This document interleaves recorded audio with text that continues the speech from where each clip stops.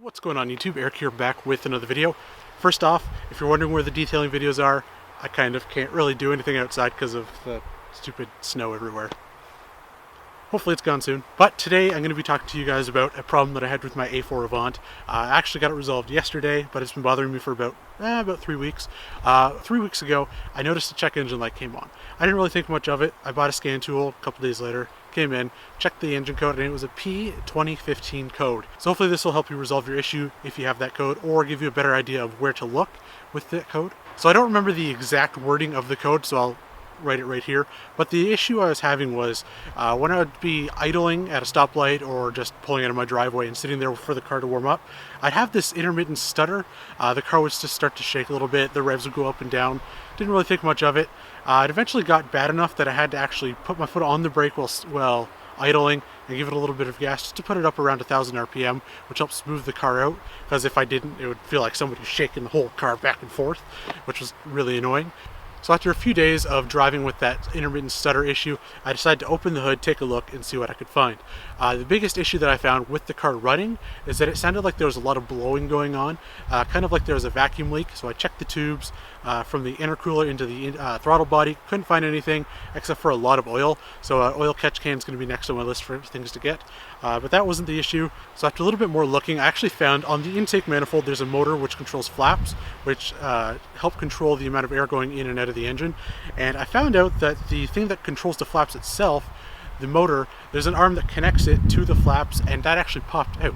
So the part that I was having the issue with is this guy right here. This is the intake manifold. This is the part that goes from the intercooler into the throttle body. This is the part that goes from, obviously, the intake manifold into the engine itself. And this right here goes to the back of the car, so facing the driver and the passenger.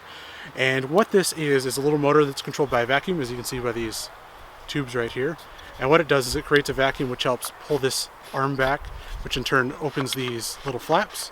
And what happened is when driving, this flap would open, and then sometimes it would pop out. And it would pop out just enough that it would cause the flaps to open but not close, as you can see once I get it right there. So this is the flap. It's still in the arm, but it's not allowing the flaps to open and close properly as they get stuck like this. And so what a temporary fix that I did was I'd find it, and then I'd just push it back in, obviously. And eventually it would pop back out again, but this would give me about a day or two worth of driving. So that's a little neat thing that you can do if you have this issue and you're waiting for the part to come in to replace it yourself, or if you're waiting for the dealership to get it in. You can just pop this back in just like this. And then just make sure you move it back and forth to get these flaps seated back down again. But overall, really easy to replace.